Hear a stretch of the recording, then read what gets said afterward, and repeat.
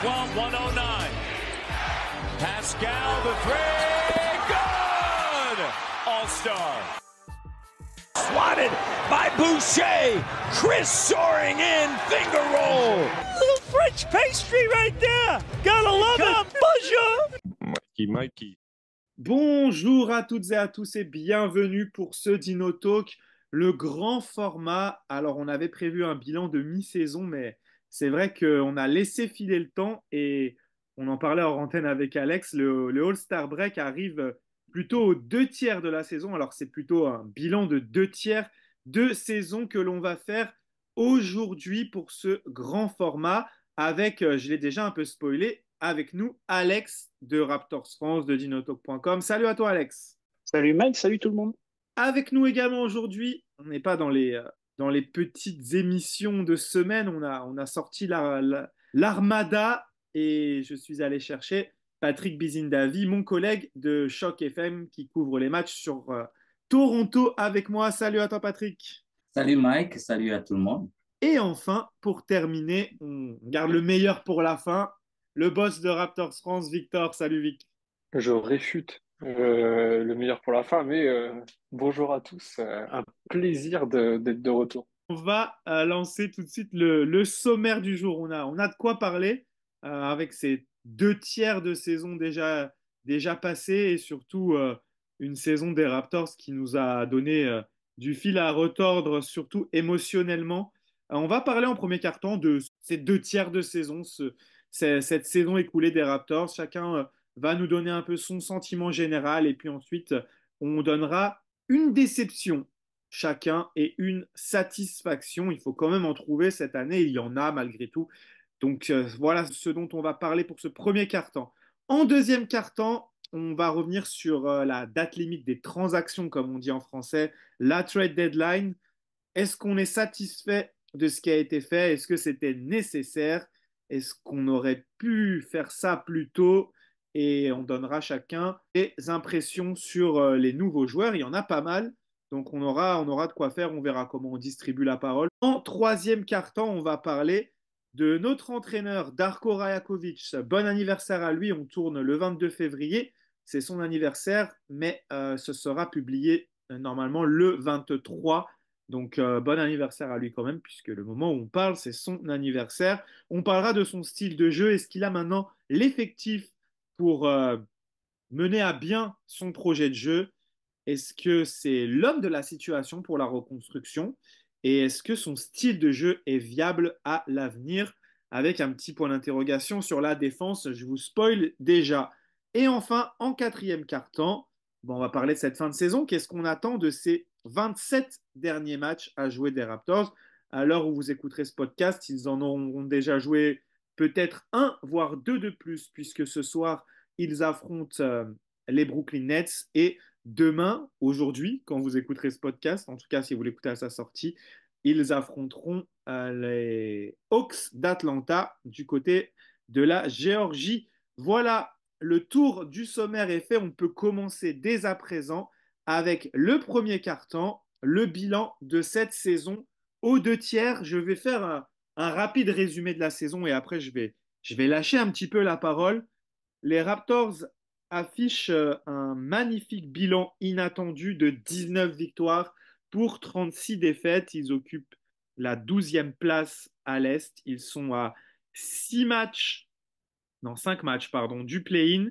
C'est Atlanta qui occupe la 10e place avec 24 victoires, 31 défaites. Et les Raptors ont connu, moi j'ai envie de dire, une saison en 3 parties. Les 10 premiers matchs, c'était plutôt intéressant avec une équipe qui défendait plutôt bien, mais qui était catastrophique en attaque. C'était des chiffres historiquement bas, une attaque des Raptors qui ne fonctionnait pas du tout, et Darko qui a vraiment mis du temps à mettre ça en place. Au bout de 10 matchs, il s'est rendu compte pour moi que, en fait, il avait Pascal Siakam dans son équipe et que c'était pas un role player. Et au final, l'attaque s'est un peu recentrée sur Siakam, alors que sur les 10 premiers matchs, ça tournait beaucoup autour de Scottie Barnes. Et il y a eu un temps d'adaptation pour que les Raptors trouvent leur rythme avec Barnes et Siakam qui ont commencé à être plutôt efficaces ensemble, mais malheureusement, il y a cette trade deadline qui arrivait et les Raptors qui ont pris les devants puisqu'ils ont fait leurs échanges très tôt. OG Anunoby est parti, puis Siakam est parti à un mois quasiment de la deadline.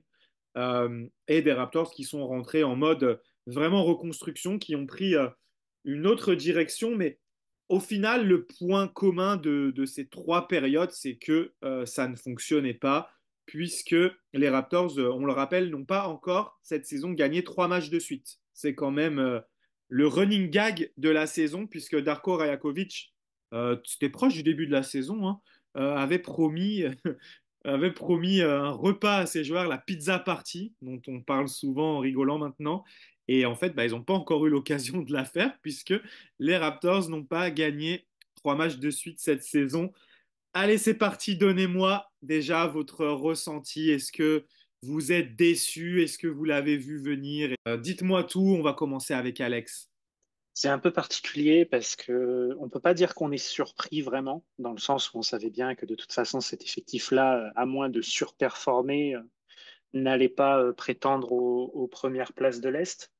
Mais dans le contenu, il y a quand même une impression, encore une fois, d'inconstance qui est assez effrayante. Tu l'as dit, il y a eu un premier début de saison où l'attaque était catastrophique, vraiment abominable, ça fait mal aux yeux. Et puis, la montée en puissance de Pascal Siakam a fait beaucoup de bien. Sauf que le problème, c'est que Pascal Siakam ne faisait plus partie des plans à long terme de Toronto, et ce, depuis plusieurs mois.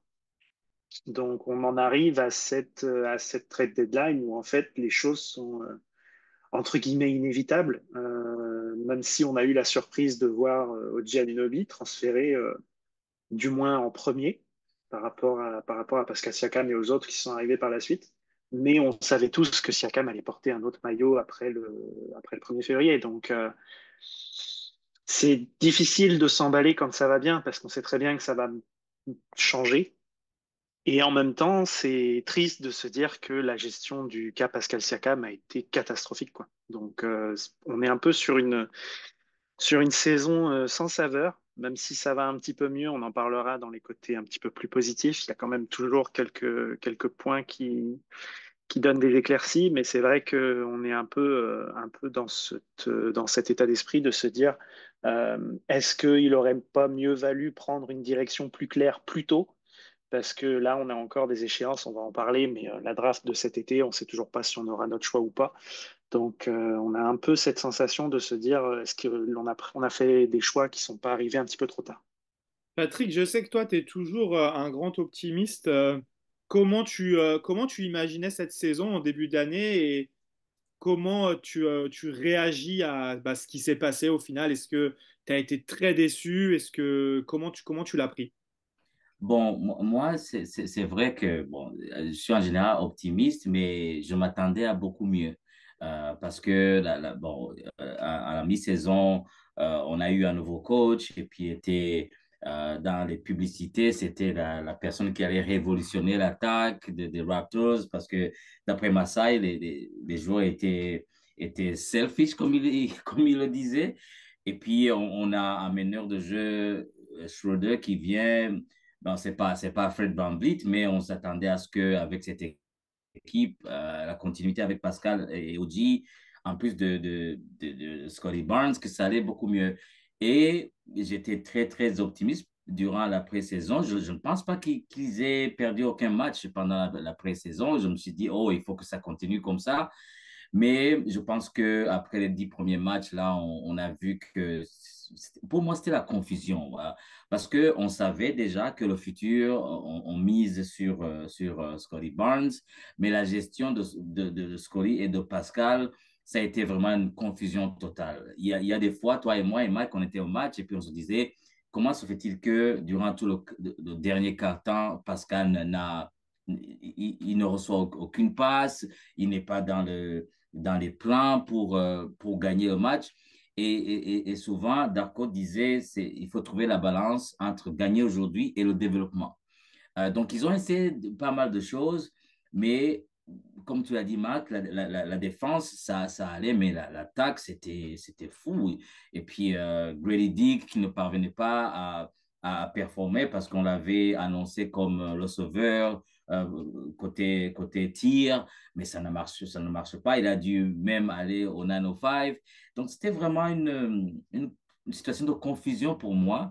Et ça me faisait de la peine de voir perdre des matchs alors que je savais que si on met la balle dans les mains de Pascal, on va gagner. Mais gagner aujourd'hui pour perdre demain, c'était ça la balance. Donc, je trouve que c'était un peu, c'est une saison comme dans les manèges. Donc, c'est haut, c'est bas. Et puis, nous, en tant que fans, des fois, c'est très difficile à digérer. Mais dans tout ça, ce que j'ai beaucoup aimé, c'est le professionnalisme de Pascal. Il ne s'est jamais plaint. Il n'y a pas eu de presse négative par rapport à ce qu'il disait. Il a toujours été professionnel. Il a joué comme il joue toujours. Et puis, côté émotion, le départ de Oji, Pascal, nous, comme on les a côtoyés pendant des années, ça fait de la peine de les voir partir, mais comme Alex l'a dit, on comprend que ils n'étaient plus dans les plans des Raptors, mais les perdre, c'était dur. Je dois dire, c'était dur, mais donc le côté positif, si on peut déjà y aller, c'est que là où ils sont partis, ils font du bon travail. Vraiment, Oji a changé sa perception d'abord par rapport aux fans. Et puis, Precious Achiuwa, qui joue comme un All-Star à côté New York. Euh, Dommage pour Flynn, qui n'a pas pu être au niveau. Mais en tout cas, c'était vraiment un début de saison chargé d'émotions, des hauts et des bas. Mais ce qu'on a déjà, c'est quand même, il y a du potentiel. Très bien. Victor, je vais te lancer sur quelque chose qui a touché du doigt Patrick. Est-ce que, au final, et on en a beaucoup parlé hein, dans les émissions avant la saison, est-ce qu'au final, c'était pas un problème de construction d'équipe? On en a beaucoup parlé autour de Siakam et Barnes, qui a fait que, bah, au final, c'était inévitable de se séparer de Pascal. Et soit tu peux repartir là-dessus, sinon tu peux me donner aussi également ton ressenti. Prends-le comme tu veux. Je te lance la balle et t'en fais ce que tu as envie.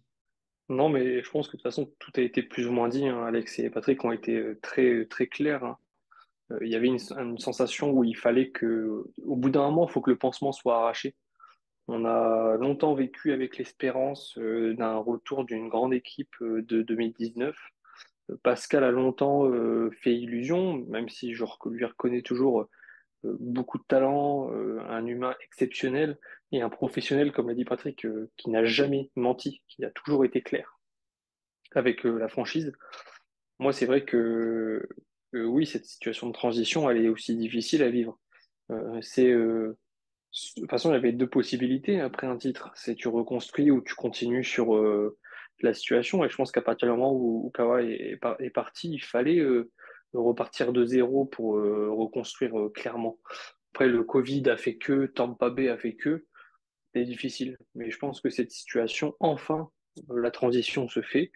Elle ne se fait pas sans douleur, puisque j'apprécie énormément les joueurs qui étaient OG Anunoby et Pascal Siakam. Même Achiuwa avait montré voilà, de belles qualités, mais je pense qu'il n'avait pas été utilisé dans les bonnes conditions.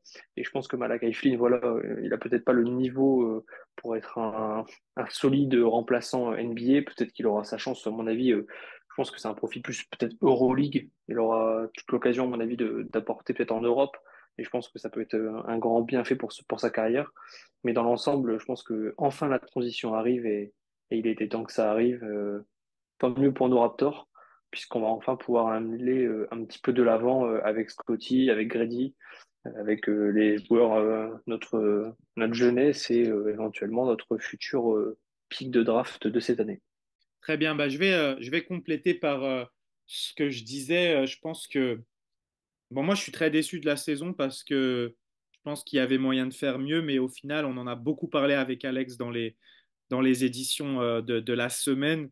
Les Raptors ont souffert de ce manque de prise de décision entre reconstruire et gagner. Ils ont essayé de faire les deux et on s'est bien rendu compte que c'était pas possible. Alors cet été, ils ont essayé de choisir une direction. Malheureusement, ça s'est pas fait avec Damien Lillard. Et au final, ils sont restés dans cet entre-deux, mais donc c'était finalement nécessaire. Mais je pense qu'il y avait moyen de faire autre chose autour de. Moi, je reste persuadé qu'il y avait moyen de faire quelque chose autour du duo Siakam-Barnes. Euh, Malheureusement, le choix de Jakob Poeltl, c'est pas contre lui, mais au final, dans cette optique-là, ça s'avère être un mauvais choix. Mais en soi, pour la suite des événements, je pense qu'il fit très bien avec l'effectif actuel. Donc, ça sert à rien d'essayer de refaire l'histoire. Mais en tout cas, ouais, grosse déception pour moi. Parce que même dans mon pire scénario en début d'année, quand on avait fait la preview, j'imaginais même pas que les Raptors ne fassent pas, ne fassent pas le play-in. Mais au final, et c'est ça que je voulais dire pour cette émission, c'est que on va pas trop reprendre. J'avais réfléchi là-dessus par rapport à revenir sur ce qu'on avait fait avec Alex sur les plus, minus et tout ça, les plus hauts, plus bas. Mais au final, ça n'a plus aucun sens parce que la saison des Raptors a complètement déraillé et maintenant on est sur complètement autre chose. Donc voilà, grosse déception pour moi, effectif qui a été mal construit, en tout cas aussi mal construit par rapport à un style de jeu de l'entraîneur. Ça, on va en reparler en troisième quart-temps et on va commencer avec vos déceptions sur l'année. Une chacun, rapide sans trop développer, mais Alex, quelle est ta déception sur cette saison? Bah, je vais peut-être vous surprendre, mais Scotty Barnes me déçoit. Alors, je vais modérer mes propos parce que je sens que je vais déclencher certaines réactions. La guerre. Il fait une bonne saison statistique. Il est All-Star. Il y a aucun problème là-dessus. Mais j'ai tendance à penser que s'il y avait un créneau où il aurait pu dire, OK, maintenant c'est mon équipe, sans manquer de respect à Pascal Siakam qui était encore là ou à quoi que ce soit. Il y a encore trop de moments où Scottie Barnes passe complètement inaperçu et des moments où en fait il lâche complètement les chevaux et on se dit mais il est inarrêtable. Et c'est ça qui est dommage, je trouve, parce on va avoir besoin de constance et ça doit passer par ce leader-là. Il y a eu ce petit accro il y a quelques jours avant le All-Star Game qui quitte le parquet, enfin, qui quitte le banc avant la fin du match. Ça a été un petit peu dédramatisé parce qu'il y a eu une shot clock, une fin des 24 secondes avant la fin du match et qu'il a cru qu'il partait, mais en fait, enfin voilà. Puis après, on a deux sons de cloche différents entre Darko et lui. Enfin, c'est un peu bizarre et je trouve que l'ambiance n'est pas toujours tip-top autour de lui. Et je trouve que c'est dommage parce que il est la figure de proue de la franchise pour les années à venir. Et j'ai l'impression qu'il a du mal à prendre cette place et à l'accepter et à l'assumer. Et c'est encore que sa troisième année. On va lui laisser encore du temps, mais là, il aura plus de quoi se cacher. Il a perdu Fred VanVleet cet été, il vient de perdre Ginobili, Pascal Siakam. Maintenant, c'est lui en première ligne et il faudra qu'il puisse l'assumer et se montrer au niveau. Ouais, je suis d'accord. Et au-delà du fait qu'il soit parti au vestiaire, ce qui a été beaucoup critiqué, c'est son attitude tout simplement dans ce match-là, où on le voit énormément râler après les arbitres et pas se replacer en défense ou être frustré par certaines choses et s'arrêter totalement de jouer. C'est ça qui a été beaucoup pointé du doigt, au-delà du fait qu'il ait quitté le terrain trop tôt, qui a été, comme tu l'as dit, un peu dédramatisé. Puis il y a eu cette histoire à l'entraînement où Darko lui a dit qu'il lui avait parlé, et lui qui n'avait pas l'air d'avoir eu une discussion. Donc c'était assez étrange. On laissera les auditeurs nous donner leur avis sur ta déception. Patrick, de ton côté, qu'est-ce qui t'a déçu sur ces deux tiers de saison? Oui, la grosse déception pour moi, c'est la défense. Parce que on était habitué à une équipe de Toronto qui défendait sous Nick Nurse. Même avant Nick Nurse, la défense était vraiment l'identité de l'équipe de Raptors. Et là, cette saison, bon, le début, ça allait, mais au fil des matchs, c'est vraiment le niveau a descendu d'une façon drastique. Et aussi, la deuxième chose, c'est que il me semble, et puis toi et moi et Mike, on en a parlé plusieurs fois, il me semble que les Raptors jouent au niveau de l'équipe adverse. S'il y a une équipe faible, disons, moi, c'est la défaite contre San Antonio, ça m'a tellement déçu comment ils ont joué, comment ils ont perdu énormément de balles. C'est comme si ils ne prennent pas au sérieux les équipes adverses. Et le lendemain, Indiana arrive, c'est une équipe plus ou moins forte par rapport à San Antonio. Et là, ils sortent un bon match, même s'ils ont perdu. c'était quand même un bon match. Scottie Barnes a bien performé. Donc, je me dis que peut-être inconsciemment, il voit que oh, c'est une équipe faible de l'autre côté, donc on va jouer à leur niveau. Ça me déçoit de voir ce genre de performance. Ouais, et d'ailleurs, les joueurs n'ont pas réussi à nous trouver des explications, même quand il y avait encore Siakam et tout. On le voit aussi à l'inverse, comme tu le dis, dans les gros matchs, ils font un super match contre Phoenix, ils battent Phoenix, ils ont battu une fois Milwaukee, ils ont fait des matchs plutôt corrects contre les Lakers et contre les Clippers aussi. Donc, ouais, ça, c'est une des choses que je te suis, sur laquelle je suis extrêmement déçu aussi. Et ça peut rejoindre ce que dit Alex aussi par rapport au manque de leadership de Scotty Barnes qui souvent brille dans ses gros matchs et peut avoir tendance à être plus absent dans ces autre matchs-là. Donc, on va lui laisser le temps, mais c'est vrai que c'est vraiment un warning à avoir, c'est quelque chose à surveiller sur la fin de saison. Est-ce que Scotty va prendre ce rôle à cœur d'être l'exemple et de pas choisir ses matchs, quoi. Ça serait pas mal. On va terminer avec Victor. Victor, qu'est-ce qui t'a déçu cette saison? Alors, je voulais juste revenir très très rapidement sur Scotty. Je pense Vas-y. que j'avais lu un tweet durant le match justement où il était parti un petit peu avant, où en fait je pense que l'étape avant que Scotty Barnes devienne vraiment le All-Star qu'il est, c'est la gestion de la frustration. Je pense que Scotty a besoin de connaître cette frustration et pour savoir au bout d'un moment de la gérer. Je pense qu'on l'a bien vu, des matchs où en première mi-temps il est invisible et en seconde mi-temps il enchaîne une seconde mi-temps de folie et on se dit mais s'il avait joué tout le match comme ça, mais on serait 10 points devant. Je pense qu'il y a aussi un processus et ça, je pense que ça répond facilement à ce que peut aussi euh, expliquer Scotty Barnes dans ses différents postes, dans sa façon d'être, même au quotidien, je pense. Je pense que c'est un joueur humble et je pense qu'en fait, il s'attendait pas à un jour à être potentiellement une star ou aussi vite au devant de la scène. Et je pense qu'il a besoin juste de process, le fait de devenir le visage de la franchise, d'être le leader et de gérer cette frustration de parfois passer à côté d'un match. Ça arrive, je pense que tout joueur NBA l'a connu, mais il a besoin de passer par là. Voilà, sujet Scotty Barnes clos. En ce qui concerne moi, comment dire, mon point négatif, on va dire, de la saison, ce que je retiens particulièrement, c'est la saison de Gary Trent Jr. J'arrive pas en fait à comprendre. Je pense que c'est surtout de la frustration de ne pas comprendre ce qui se passe.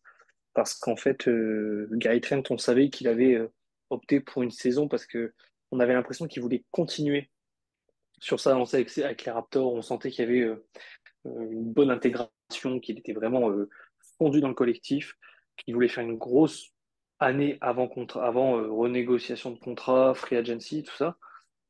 Et là, j'ai l'impression que non, en fait, qu'il est en train, on a l'impression presque qu'il rate sa première année de son nouveau contrat. Je sais pas si vous voyez un petit peu l'idée. C'est un peu ce qu'avait connu un peu Pascal Siakam durant la première année de son nouveau contrat. On a l'impression qu'il est à côté de ses basques, titulaire ou remplaçant. On ne sait pas où est-ce qu'il veut, où est-ce qu'il peut jouer. On a l'impression qu'il n'est pas complémentaire, alors qu'on sait très bien qu'il est capable de gros coups de chaud. C'est un tireur, c'est un shooter. Il devrait pouvoir être dans un aspect plus complémentaire avec Scotty Barnes, par exemple, un peu dans ce joueur un peu slasher, un peu torche humaine, et je le retrouve pas. Alors, moi, j'adore Gary Trent Jr. Je trouve que c'est un gars qui a compris l'esprit de Toronto, qui a compris l'esprit de la franchise, mais j'ai vraiment un sentiment d'inachevé avec le joueur. Et c'est pas faute de. Moi, je pense qu'au bout d'un moment, on peut soutenir le joueur autant qu'on veut. Je pense que ça a ses limites quand même. Et là, on commence à être très déçu de sa part. Et en fait, c'est là où on se rend compte. On savait il aurait pu être sur la sellette pas pour la trade deadline. Il n'est pas parti apparemment à cause des offres trop peu ou même quasiment pas d'offres, tout simplement. Et là, je me pose la question, mais qui va vouloir le payer et combien cet été? Parce que là, il va y avoir une grosse question. Et là, autant si les Raptors le perdent pour Walou, on sait tout, c'est le jeu. Mais comment dire, si surtout pour le joueur, il va se retrouver avec combien, il s'attendait à combien. Enfin, je veux dire, ça va être autant frustrant pour nous parce qu'on aura une dernière année exécrable. Bon, après, je pense que le climat et le niveau de jeu qui a été proposé, c'est difficile aussi pour un joueur de ressortir de tout ça. Mais là, il va avoir une vraie frustration personnelle pour le joueur, après la frustration collective que nous, en tant que fans, on a durant cette année et cette saison. Ouais, bah moi je te rejoins sur le fait que en fait je trouve qu'il a totalement perdu sa valeur et cette deadline elle est significative puisque au final tu n'as aucune équipe qui s'est dit oh il faut que je transfère, que je donne des assets contre Gary Trent Jr. pour avoir un joueur capable de me faire step up pour les playoffs parce que l'idée ça serait ça. Après je trouve que sa situation elle est vraiment très paradoxale parce que en soi il est adroit de manière générale et on avait une discussion avec son fan sur Twitter, avec Alex, parce qu'en soi, en fait, c'est, de manière générale, il n'a jamais eu d'aussi bon pourcentage au tir, mais je trouve que visuellement, ça ne se voit pas, déjà parce qu'il tourne à 11 points par match, et parce qu'il a été tellement irrégulier que, en fait, c'est soit un match génial de Gary Trent Jr., mais qui est compensé par des matchs qui sont vraiment médiocres. On peut mettre ça aussi sur le dos de Darko Rajakovic qui l'utilise vraiment exclusivement comme spot-up shooter. Il a très peu de jeux en 1 contre 1 où il peut prendre ses tirs à mi-distance parce que dans le jeu de Darko Rajakovic, il n'y a pas de ça et on a vu ça a été bénéfique à Barrett, on va y revenir après. Mais, euh, mais c'est très paradoxal et je pense que il y a une incompatibilité avec Rajakovic qui ne l'utilise pas à sa pleine mesure, déjà dans le temps de jeu et ensuite dans la façon de l'utiliser. Après, il nous a pas montré non plus en début de saison, malheureusement, quand il sortait du banc, euh, qu'il était méga fiable cette année dans ses actions en ISO et tout ça. Moi, ça reste débattable de dire que c'est un bon joueur d'ISO. Je suis pas certain et c'est compliqué, mais en tout cas, oui, là, quid de son futur, combien il va demander, combien il va recevoir, quelles offres il va avoir. Et en fait, au final, vu qu'il avait l'air de vraiment aimer Toronto et de vouloir y rester, le truc, c'est qu'on en a souvent parlé avec Alex aussi, il n'y a pas eu d'offre. On s'attendait à ce qu'il soit prolongé. En même temps, les performances n'ont pas poussé à ce que les Raptors se disent, comme toutes les équipes à la trade deadline, qui se disent, oh, il faut absolument qu'on le conserve. Donc moi, j'ai hâte d'être à cet été et de voir combien Gary va prendre et où, en fait.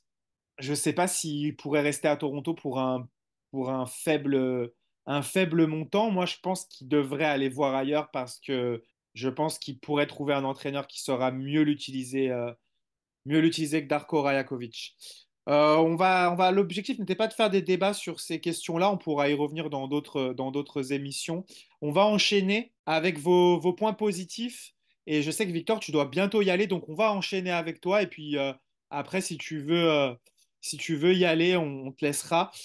Quel est ton gros point positif pour toi? Enfin, ton point positif sur cette saison. Je pense que au début, je me suis posé la question si ça pouvait être un point positif, mais avec les matchs récents, ça l'est devenu. C'est la résilience de Grady Dick. Grady, je sais que quand on l'a drafté, on s'attendait à, comment dire, on s'attendait à avoir un immense shooter, le meilleur de la draft en tout cas, exceptionnel à 3 points, extrêmement efficace à Kansas.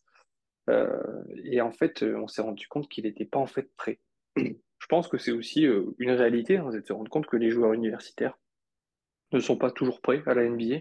La NBA, c'est un monde à part, c'est une ligue à part, une éthique de travail à côté.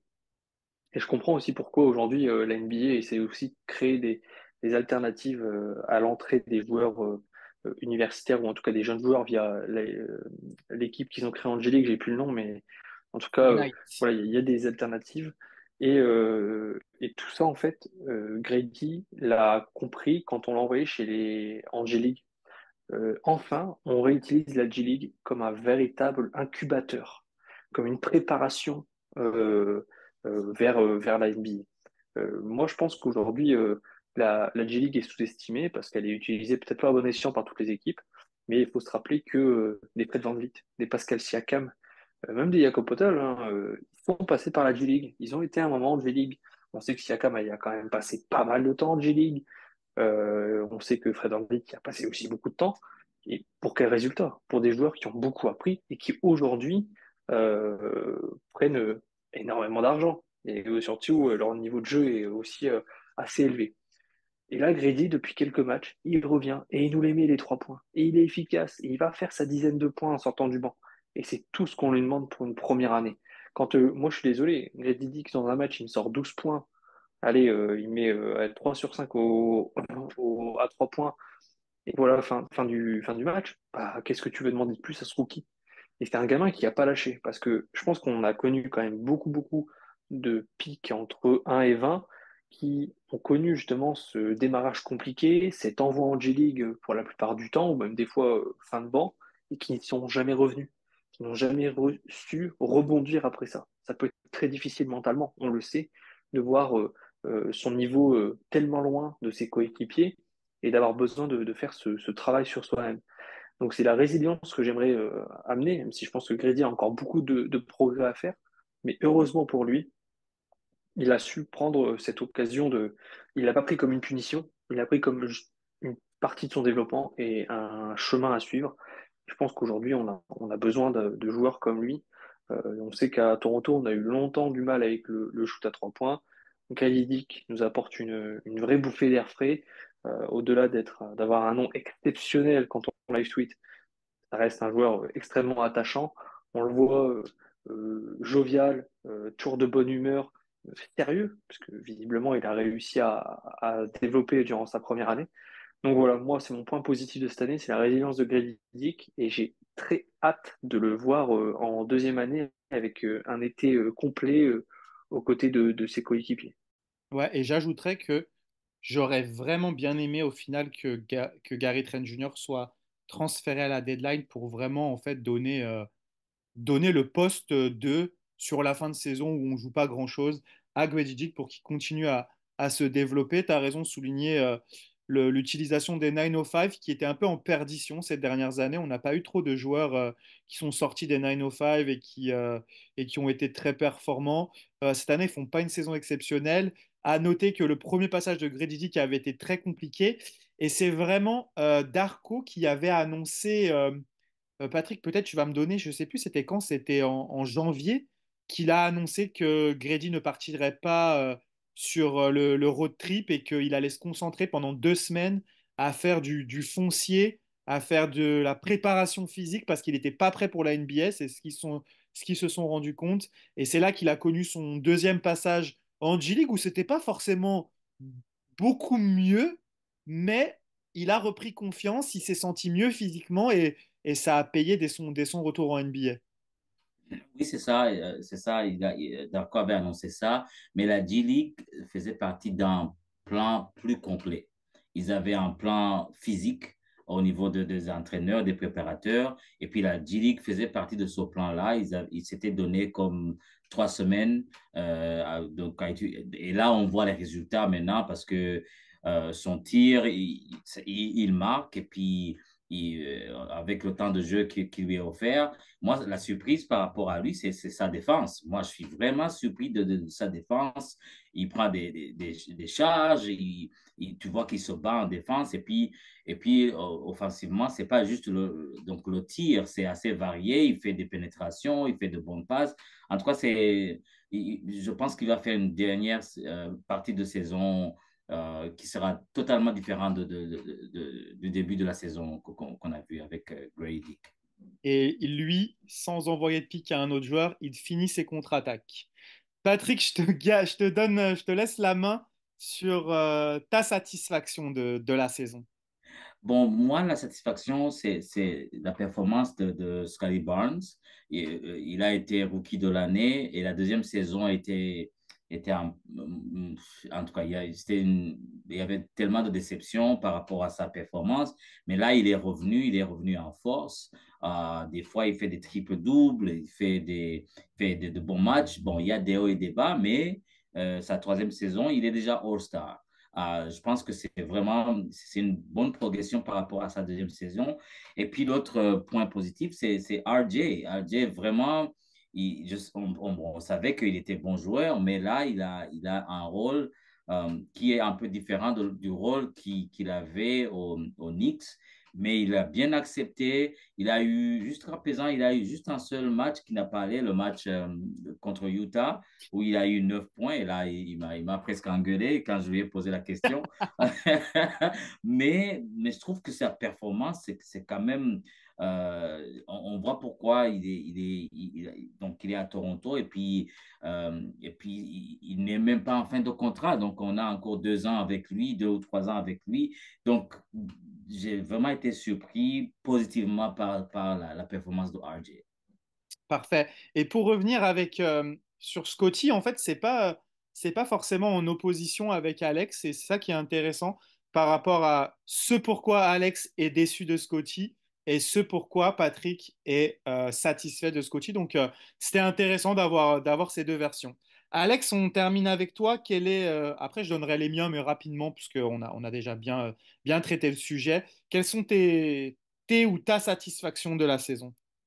En fait, tout a été dit. Tout a été dit autour de Grady Dick notamment. C'est vrai qu'à son arrivée, à un moment donné, je me souviens de m'être arrêté, de m'être dit, mais en fait, il fait tout plutôt bien, sauf ce pour quoi on l'a pris, c'est-à-dire Exact. shooter. Il avait une belle vision de jeu, il allait provoquer, il allait finir près du cercle, il faisait ce qu'il pouvait en défense. Mais alors, le shoot à 3 points, c'était catastrophique. Et puis là, depuis effectivement son retour, comme vous l'avez mentionné, après le programme là, de 15 jours, 3 semaines là, en G-League, et puis maintenant que les trades ont été faits, qu'il a plus de temps de jeu, je crois qu'il a eu plus de 20 minutes là, sur les 3 derniers matchs, il commence à prendre sa place, les shoots commencent à rentrer dedans et on sent que même à la retransmission télé, on sent qu'il y a une énergie particulière dans la salle quand c'est Grady Dick qui prend un 3 points. Donc il y a moyen de mettre une dynamique et une énergie très positive autour de lui. Et puis, ben, je ne peux que confirmer ce que vient de dire Patrick par rapport à RJ Barrett, qui nous était vendu comme un joueur qui avait atteint un vrai gros plateau à New York. Et en fait, son arrivée à Toronto lui a fait visiblement beaucoup de bien. En fait, il a ce que je reproche à Scotty, je ne peux pas le reprocher à RJ Barrett, en fait. Il y a ce côté énergie, ce côté mindset de tueur et de ne rien lâcher jusqu'au bout et d'être dedans de la première à la 48e minute tous les soirs. C'est assez, je pense que Scotty devrait s'inspirer un peu de ça. Et on a la possibilité d'avoir un duo qui peut construire quelque chose d'intéressant, je pense. Très bien, très bien. J'ai pas grand-chose à ajouter. Moi, de mon côté, la déception, en fait, c'est étrange, mais bon, c'était inévitable. Mais je trouvais quand même que Schroeder avait un bon état d'esprit et que c'était un peu le vrai relais de Darko Rajakovic sur le terrain. Mais on va en parler dans le quart-temps 2, donc c'est une bonne transition pour ça. Pourquoi ils ont laissé filer Schroeder? Mais c'est un peu une déception parce que je le voyais bien s'installer dans ce rôle de sixième homme, même si on a vu avant la trade deadline qu'il jouait un peu plus pour lui. Mais je pense qu'il a toujours eu le bon état d'esprit et s'il était enclin à avoir ce rôle d'encadrant, parce que les Raptors ont quand même recruté des joueurs d'expérience pour encadrer ces jeunes-là, je pense qu'il aurait pu avoir ce rôle. Et en plus, on l'a transféré à Brooklyn, qui joue pas bien plus que les Raptors, quelque chose cette saison. Donc, je suis un peu triste pour lui, en fait, en soi, parce que, euh, en fait, il est à l'image des sentiments qu'on a vécu avec les Raptors cette saison. En fait, il a débuté, il arrivait champion du monde, titulaire pour la première fois en NBA, avec un coach qui lui fait confiance. Et puis, au bout d'un moment, ça s'effrite. On lui demande de retourner sur le banc. Il y avait quand même des bonnes intentions en sortie de banc, tout se passait bien. Et puis, bon, tout se passait bien pour lui plutôt. Après, parce que l'équipe en soi, elle n'a jamais vraiment été très performante. Et puis, au final, on décide de tout casser. Et puis, lui, là, il se retrouve au milieu de tout ça. Et en fait, il a été un peu comme nous, quoi. Au début, on se dit, ah, ça y est, ça va être cool cette saison. On va déjouer un peu les pronostics. Et puis après, bah, on commence à se dire, non, en fait, c'est pas top là. On n'arrive pas à gagner 3 matchs de suite. Et puis au final, on est résolu à ce que l'équipe tanque. Donc voilà, c'est un peu ma déception. Et puis le point positif, bah, en fait, tout ce que vous avez dit. avec quand même, pour donner du crédit à Darko, malgré tout, le jeu des Raptors, et il est plaisant cette année quand même. Quand il se donne, quand il joue en attaque, on voit qu'on a battu des records de passes décisives. Le jeu est quand même plaisant. Il y a quand même un grand écart avec ce qu'on voyait au début de la saison. Après, bien sûr, comme l'a dit Patrick, et moi en tant que grand fan de défense, je pleure toutes les larmes de mon corps quand je vois les Raptors en prendre plus de 120 ou 130. Mais ça, c'est un autre sujet qu'on va aborder après. On va passer au deuxième quart-temps. Deuxième quart-temps, revenons sur cette deadline. Là, ça m'intéresse parce qu'on n'en a pas forcément beaucoup parlé. Les choix des Raptors. Alors déjà, la deadline pour les Raptors, elle a commencé bien avant, puisque on se rappelle qu'ils ont d'abord transféré Oji Anunoby, Precious Achiuwa et Malachi Flynn pour récupérer RJ Barrett et Emmanuel Quickley. Ensuite, en début d'année, Pascal Siakam a rejoint Indiana en échange de Bruce Brown, qui est finalement toujours là, de Jordan Nwora, qui nous a fait 2 bons matchs, et puis depuis, c'est un peu plus compliqué, et de Kira Lewis, qui est arrivé des Pelicans, mais qui est vite reparti du côté de l'Utah, et des pics de draft surtout. Euh, et ensuite, pour finir, à la deadline, il y a encore eu du mouvement. Dennis Schroeder est parti contre Dinwiddie, qui n'est jamais venu. Les Raptors ont libéré 18 millions de salary cap pour l'été prochain.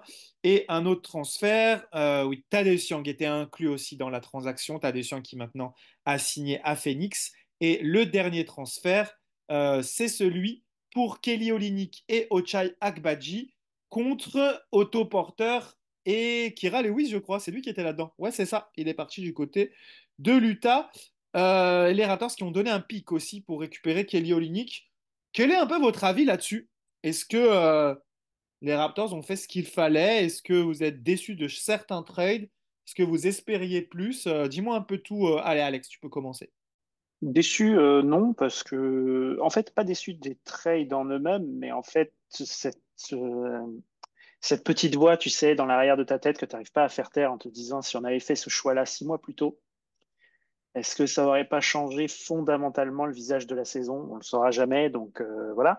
Mais non, après, c'est toujours fun de faire revenir un Canadien, Kelly Olynyk, qui pour le coup va nous permettre de voir aussi ce que ça donne avec un pivot qui écarte le jeu, qui est capable de rentrer des shoots au-delà de la peinture, contrairement à Jakob Poeltl. Donc ça va nous permettre d'avoir cette polyvalence-là et de pouvoir tenter certaines expériences. Donc c'est intéressant.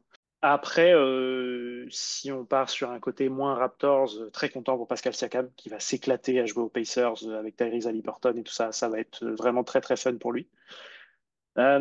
Concernant le départ des autres, de toute façon, c'était des joueurs qui n'allaient pas rentrer dans les plans, ne serait-ce qu'à moyen terme.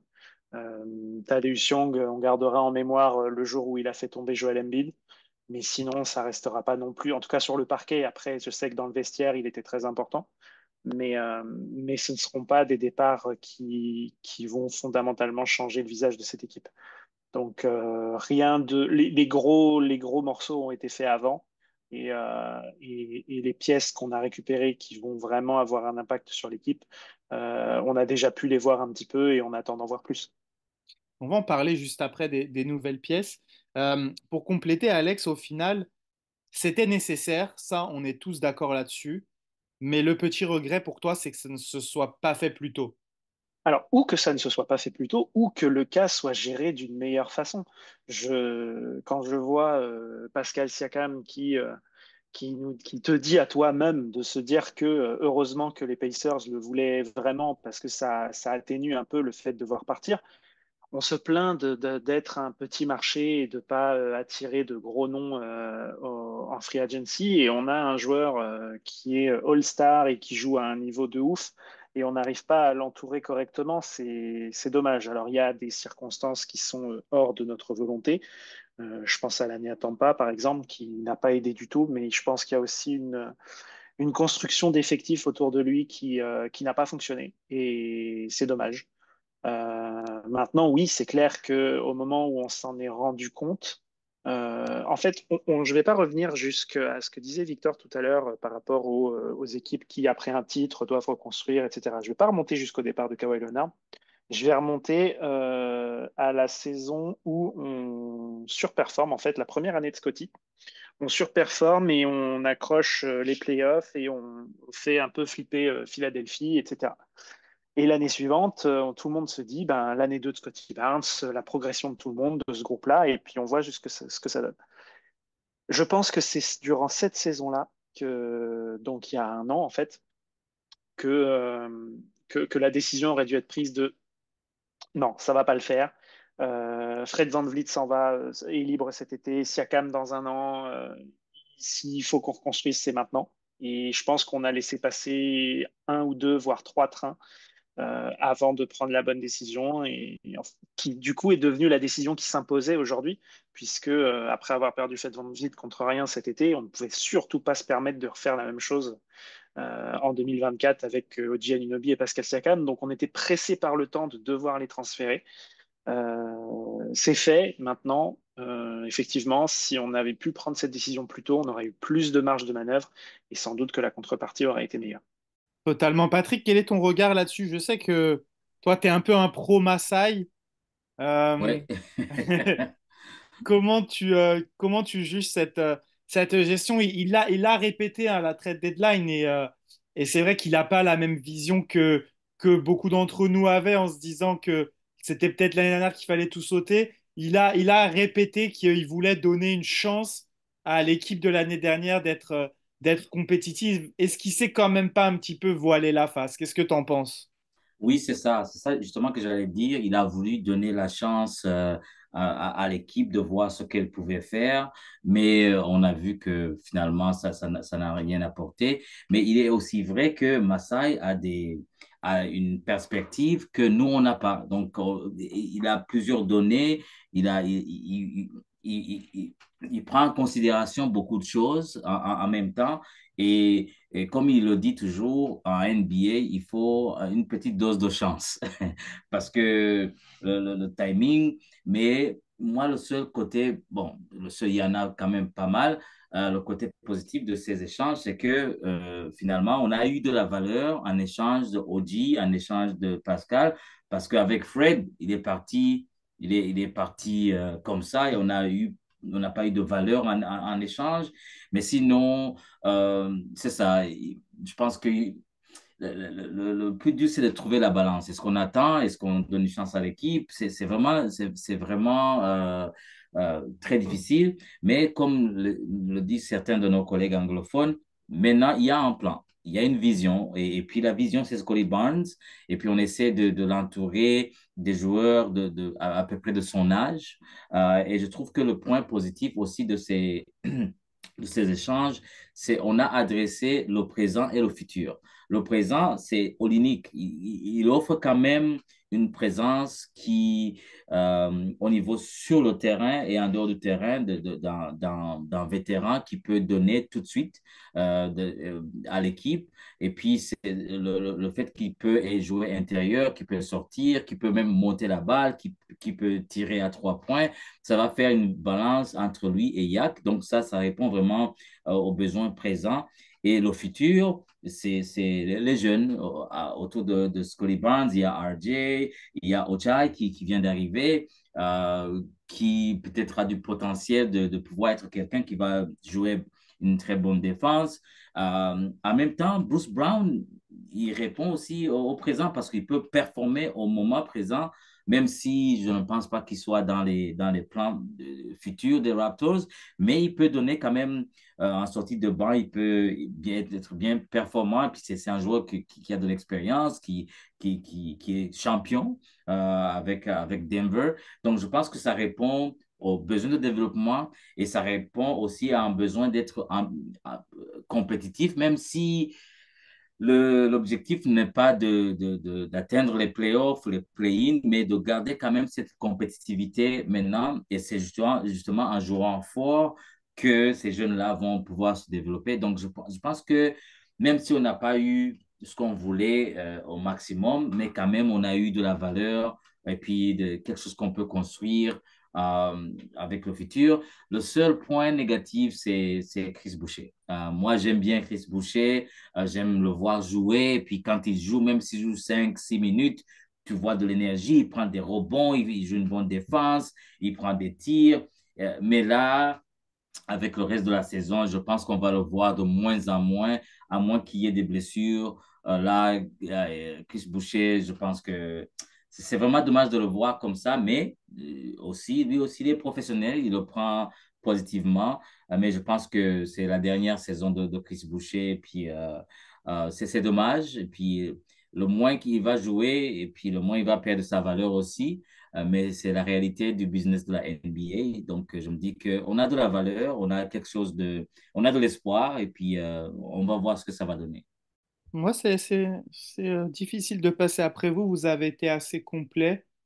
J'aime bien le move de Kelly Olynyk en fait, parce que en soi, on remplace le rôle de Thaddeus Young par un joueur qui est meilleur que Thaddeus Young en fait, parce que Thaddeus Young avait pris un peu ce rôle de pivot backup tout en étant ce vétéran qui guide les jeunes.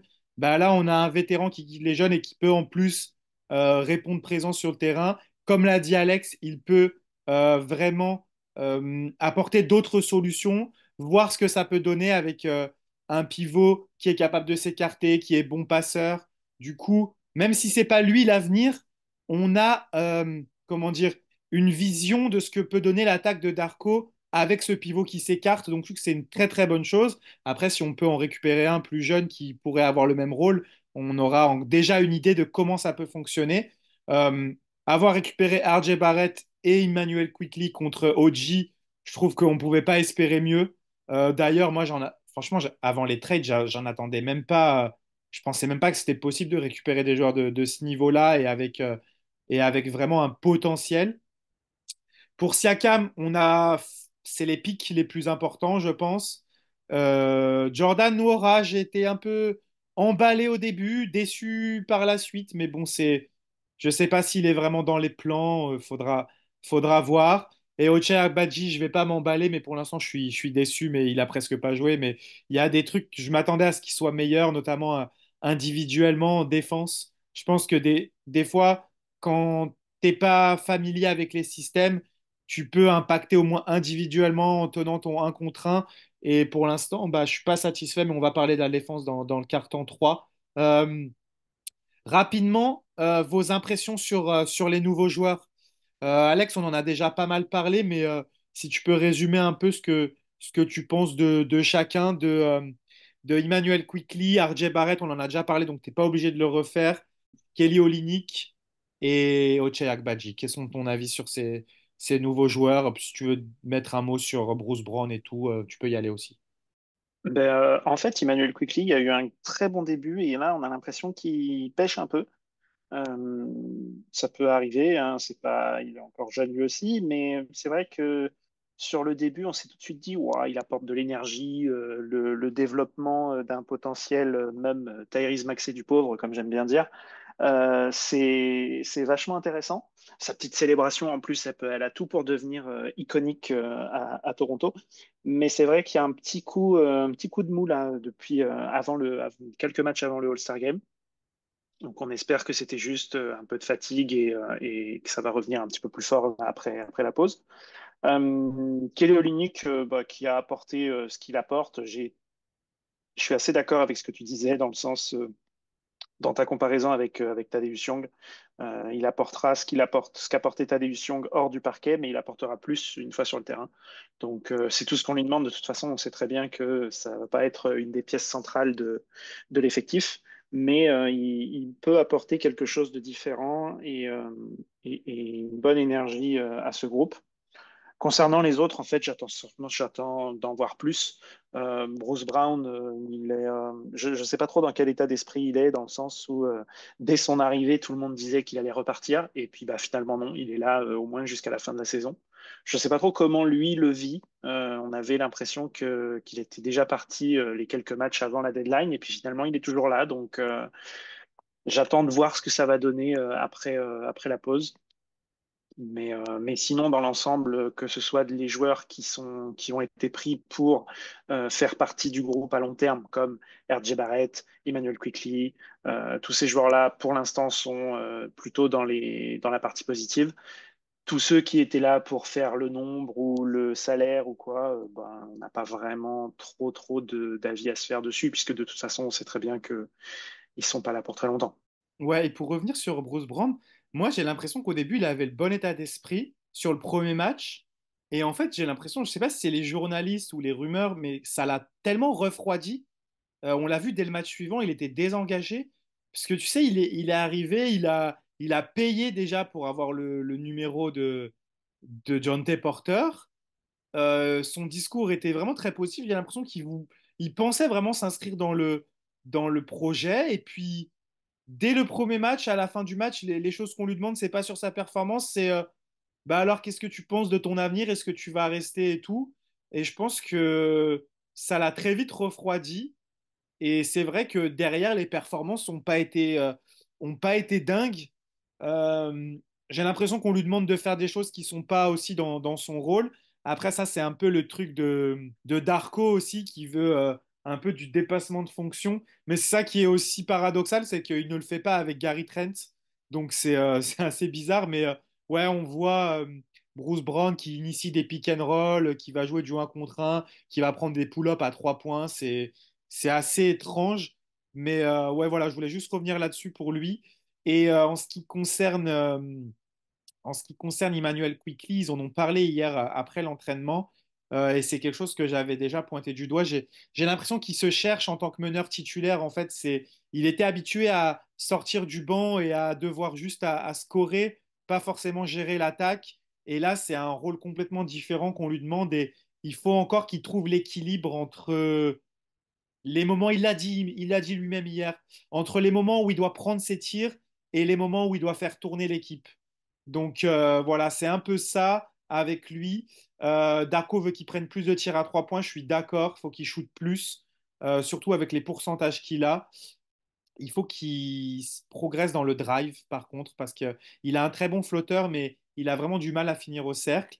Mais moi, par contre, pour l'instant, ce qui me dérange énormément, et après, on va en parler dans la partie suivante, c'est que défensivement, alors oui, on nous l'a vendu comme un joueur très intelligent off-ball, un capitaine de défense qui va placer ses coéquipiers, mais en un contre un, je suis désolé, c'est très très faible. Et c'est pas un manque d'envie, en fait, c'est simplement ses qualités en fait athlétiques dans les déplacements latéraux, dans la défense, qui fait que bah, c'est compliqué.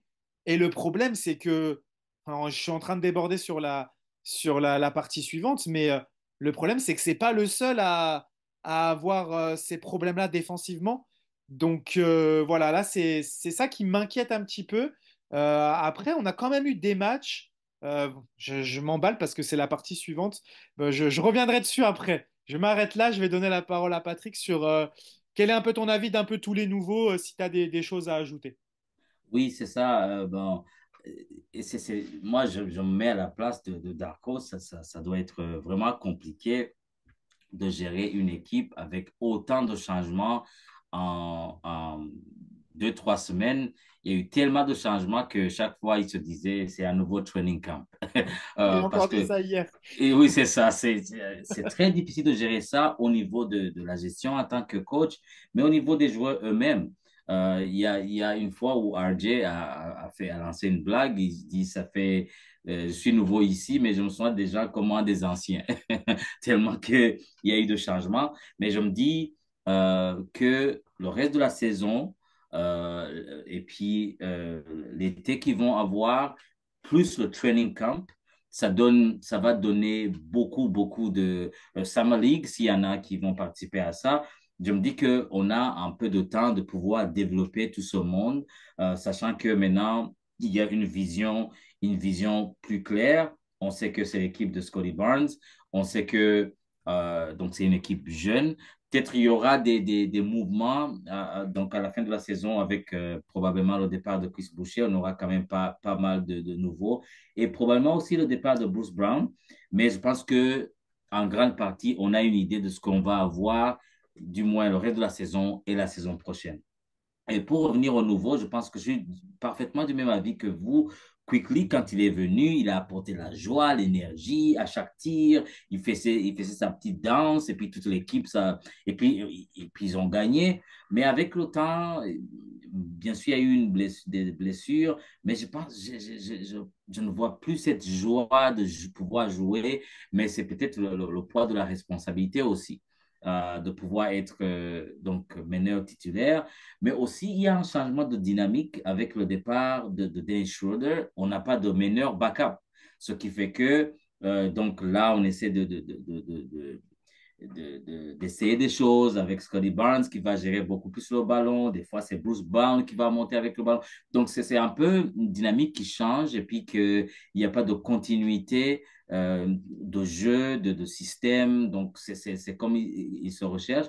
Mais aussi, un autre point positif, c'est Darko, il a de l'expérience, mais je trouve qu'il a une bonne gestion des ressources humaines. Il te parle comme un humain.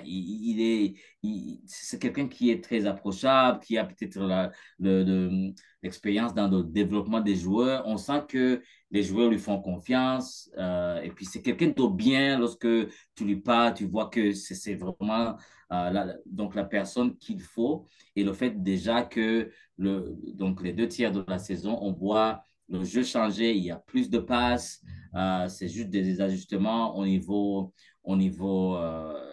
défensif. Et aussi, des fois, s'il doit défendre ses joueurs, il va défendre ses joueurs. Le match des Lakers, c'est une conférence de presse classique où il a vraiment défendu ses joueurs. Il a même annoncé que All-Star, que Barnes allait être All-Star et puis ça s'est fait. Donc, je suis de nature optimiste et puis je vois des points positifs par rapport au reste de la saison et puis à la fin avec l'été puis au training camp de l'année prochaine. Donc, c'est l'année prochaine on va voir le développement de tout ça. Pace of the League, il a dit pour Scotty Barnes.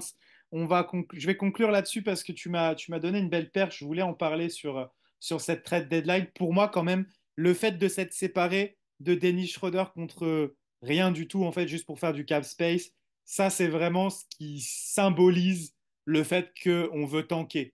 On a échangé à un meneur de jeu qui peut t'apporter derrière ton meneur titulaire contre rien du tout.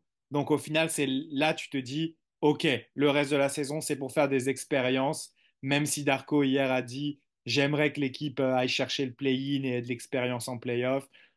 C'est le discours de façade, mais c'est pas forcément ce qui serait apprécié par le front office, à mon avis, puisque, on le rappelle, les Raptors doivent avoir un choix de draft dans les 6 premiers, sinon il partira du côté de San Antonio. Donc voilà pour conclure sur cette trade deadline et ce deuxième quart-temps. Et on va enchaîner parce que Patrick en a déjà touché 2 mots sur Darko Rajakovic. Pour ce troisième quart-temps, Darko Rajakovic, est-ce qu'il a enfin l'effectif pour jouer son jeu, Alex? En tout cas, il a un effectif qui demande du développement. Il a un effectif jeune, un effectif qui n'a rien prouvé encore, entre guillemets. Je parle pour les joueurs principaux, hein. Scotty Barnes vient d'être All-Star, mais c'est que sa troisième saison. Emmanuel Quickley, on l'a dit, était habitué à être un meneur en sortie de banc. RJ Barrett a été quelques highlights à New York, mais ça n'a jamais été exceptionnel pour autant. Donc, il a maintenant un groupe de joueurs qui correspond à la raison pour laquelle on l'a pris lui, c'est-à-dire du développement et de la progression sur du long terme. Donc ça déjà, je vais l'attendre là-dessus. On en voit déjà les premiers signes avec notamment le nombre de minutes de Grady Dick. Ça, c'est exactement ce qu'on veut voir, c'est le voir jouer, le voir se développer, prendre de l'expérience, tenter des choses. Euh, à la limite, je suis presque plus content quand je vois Grady Dick tenter de prendre un passage en force, que ça marche ou que ça marche pas, plutôt que quand il rentre un shoot en fait. C'est ce genre de choses, ce genre d'intelligence de jeu et d'expérience qui sont bonnes à prendre pour des joueurs de cet âge-là. Donc oui, maintenant c'est comment dirais-je, c'est maintenant qu'on va voir si effectivement c'est un entraîneur qui développe bien. Alors on le verra pas sur les les 6 semaines qui restent avant la fin de la saison. Il faudra plus de temps que ça. Mais maintenant, au moins, on n'est pas en train de se dire, attends, mais on a un joueur, on a un coach réputé pour développer des jeunes, mais en même temps, dans son effectif, on a un joueur qui est capable de se faire gagner des matchs à lui tout seul. C'est un peu paradoxal. Mais maintenant qu'il a les bons ingrédients, on attend de voir ce qu'il va nous préparer. Moi, je suis du même avis et je pense qu'il a l'effectif qu'il faut. Et puis, il a aussi au niveau des vétérans, euh, en termes de Olynyk et Yak qui jouent au centre et qui vraiment sont bien positionnés parce que c'est des centres qui, offensivement, peuvent beaucoup aider que ce soit pour Olynyk de pouvoir espacer donc l'attaque et puis de bonnes passes. Olynyk, je pense qu'Olynyk et Yak sont très très complémentaires et le premier match d'Olynyk, il les avait fait jouer ensemble pendant quelques minutes. Donc ça, c'est autre chose que peut-être on pourra voir dans le futur. Et puis autour de ces deux, il y a des jeunes à développer. Je pense que c'est là où on va vraiment voir le système du coach avec le bon effectif. Je pense que oui, il a le bon effectif. Le reste, ça appartient aux joueurs de prendre confiance et de se dire, de prendre des tirs lorsque il faut prendre des tirs. Mais je pense qu'ils ont beaucoup à prouver. Ils ont la bonne attitude. Depuis longtemps, on n'a pas vraiment eu de scandale au niveau des joueurs, au niveau des Raptors. Ça semble être une organisation qui gère bien les choses. Mais je pense que là, c'est le défi est de dire, avant on disait, oh, il n'a pas l'effectif, donc c'est un nouveau système, mais avec le temps, c'est là où il va vraiment prouver que ça marche. Mais je vois que Masai lui fait confiance parce qu'il a dit, le système de Darko, d'après ce qu'il dit, c'est sustainable. Donc ça peut aller à long terme parce que on ne vise pas à une performance dans ce joueur, on veut que tout le monde soit impliqué et d'après ce qu'on a vu jusqu'à présent, Scottie Barnes, les trois premiers cartons, il joue avec l'équipe. Et c'est le dernier carton où il devient Scottie Barnes. Donc, il peut faire 9 points les trois premiers cartons. Et puis, à la fin du match, il en a 25 parce que le dernier carton lui appartient. Et puis, tout le monde comprend ça. Donc, je pense qu'il a l'effectif. Et puis, il y aura des petits changements à faire en fin de saison, mais je pense que là, on va avoir le temps de développer et puis de le voir faire des choses. Mais pour moi, le grand défi, ça va être la défense. Donc, on va voir, soit on amène des joueurs défensifs ou bien on amène des coachs qui peuvent apporter des changements au niveau des systèmes défensifs. Donc, on verra. Bah, tu as débordé sur ma question suivante.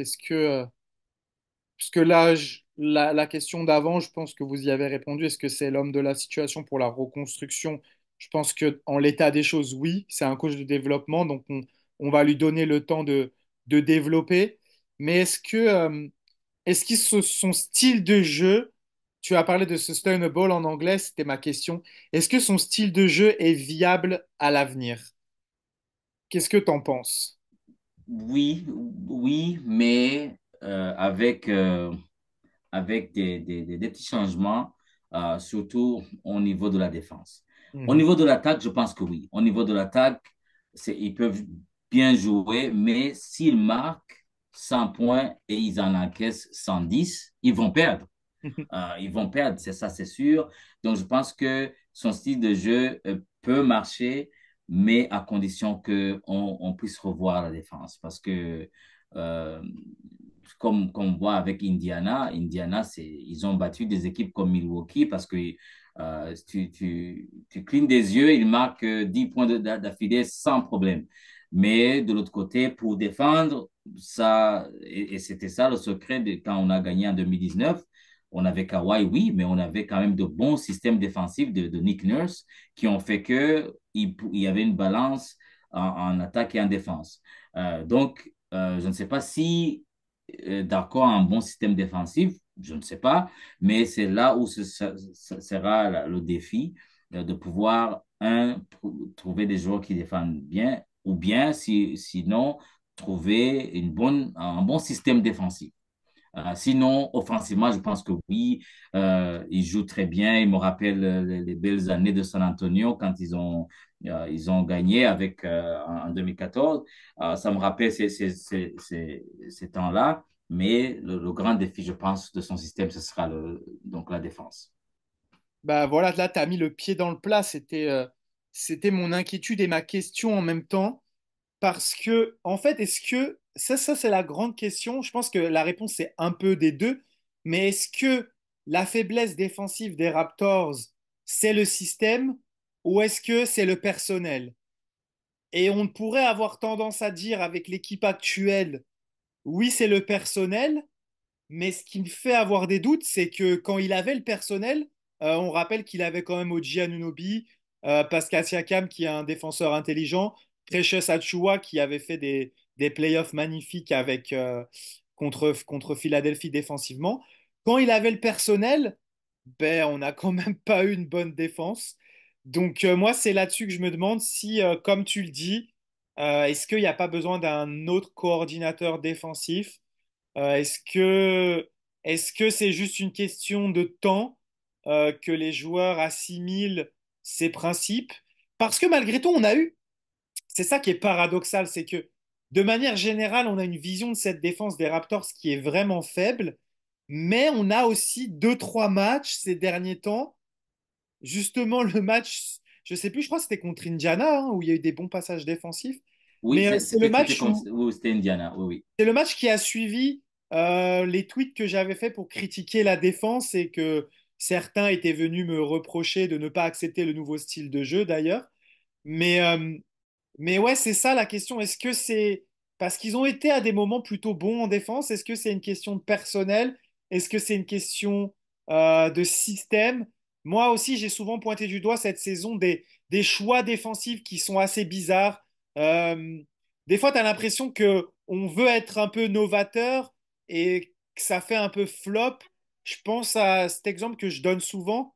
Alex, il a dû me l'entendre dire au moins 4 5 fois cette année, c'est de mettre le meneur de jeu sur le pivot adverse. Et je me rappelle surtout contre Boston, Schroeder qui était sur Porzingis. Et Porzingis, il shootait comme s'il n'y avait personne sur lui. C'était hallucinant. Mais je vois qu'il continue à faire ça avec Quickly et avec les arrières en général, de faire défendre les arrières sur les grands.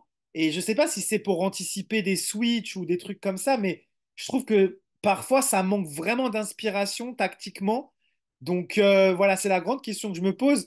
Alex, je ne sais pas si c'est trop compliqué, mais tu peux me donner ton avis là-dessus. Qu'est-ce que tu en penses? Est-ce que c'est une question de personnel? Est-ce que c'est une question tactique? En fait, à mon avis, la réponse, elle est c'est les deux. Mais qu'est-ce que tu en penses, toi, de ton côté? Bah, en fait, moi, j'avais presque en tête que c'est autre chose, c'est-à-dire pour moi, c'est une question de priorité. Et j'ai tendance à penser que la direction dans laquelle la franchise est partie, c'est on veut des joueurs de talent, mais de talent offensif. C'est-à-dire qu'on a un Scotty Barnes qui est capable de marquer de partout, on a un R.J. Barrett qui est capable de marquer de partout, Emmanuel Quickley, qui, tu l'as dit, au-delà de son shoot à 3 points, est capable de bien pénétrer et a une marge de progression à finition près du cercle. Et j'ai l'impression que après avoir été une équipe à une mentalité très défensive depuis les années avant le titre jusqu'à je dirais l'année dernière, on va dire, même si ça avait déjà commencé à se perdre à mon sens. J'ai l'impression qu'on a un peu switché de mentalité, de se dire maintenant on veut mettre des paniers et quand on saura bien faire ça, on développera la capacité à bien finir et à avoir une défense suffisamment solide pour comment dirais-je, euh, pour gagner des matchs. Parce qu'en fait, on s'est rendu compte que euh, avoir une défense bonne, sans être excellente, ça ne suffit pas pour contrecarrer une attaque exécrable. Alors que une attaque qui tourne bien peut te faire gagner des matchs par rapport à une défense moyenne, on va dire. Donc, j'ai tendance à penser que pour l'instant, la défense ne va pas être la priorité et qu'on se tourne peut-être vers un projet à la Indiana de cette année. Tu vois, cette tendance à se dire, l'objectif, c'est de mettre 120 points tous les soirs. Et la défense, on verra par la suite, on développera ça peut-être plus tard avec les joueurs qu'on a, ou on ajoutera des pièces venues de l'extérieur qui vont développer cet aspect défensif de l'équipe. Mais pour moi, effectivement, je pense que la priorité est plutôt donnée au développement offensif des joueurs plutôt qu'à la défense. Alors dans ce cas-là, ça me dérange beaucoup. Si c'est ça, Mais ça me aussi, dérange il Mais je énormément. faut suis, je aussi suis d'accord, hein, pour moi, on devrait travailler les deux en même temps. Mais quelque part, est-ce qu'il ne vaut pas mieux prendre une direction claire et développer la suite petit à petit? On aura peut-être une bonne surprise, tu vois, mais parce que c'est peut-être aussi à un moment donné l'idée de mettre les joueurs face à leurs responsabilités aussi. J'aime bien l'idée il faut avoir des systèmes défensifs, il faut une cohésion, etc. Mais à un moment donné, c'est les joueurs qui sont sur le parquet. Et il y a des fois, je trouve certains joueurs trop lâches dans leurs tâches défensives. Et alors qu'à mon sens, ils sont capables de bien mieux que ça. Et ça me déçoit un peu et j'ai tendance à penser que l'idée est de se dire, OK, la défense, on verra plus tard. Mais aussi, il ne faut pas oublier que la défense, il y a un ingrédient, c'est l'effort. C'est l'effort, donc, Exactement, oui, c'est c'est ça. exactement ça. C'est ça. On peut mettre les systèmes qu'il faut, mais si les joueurs ne font pas l'effort, là, c'est autre chose. Et puis, des fois, on a l'impression qu'ils peuvent jouer pendant 2, 3 minutes et une défense excellente, mais après, c'est parti. Et donc, c'était le cas du match contre Indiana. Il y a eu quelques 3, 4, 5 minutes où vraiment c'était excellent comme défense. Et puis, lorsque ça défend bien, l'attaque est facile parce qu'il y a des contre-attaques, il y a des paniers en transition, mais on voit que l'effort n'est pas là pour 48 minutes. Donc, c'est une combinaison de beaucoup de choses, à mon avis.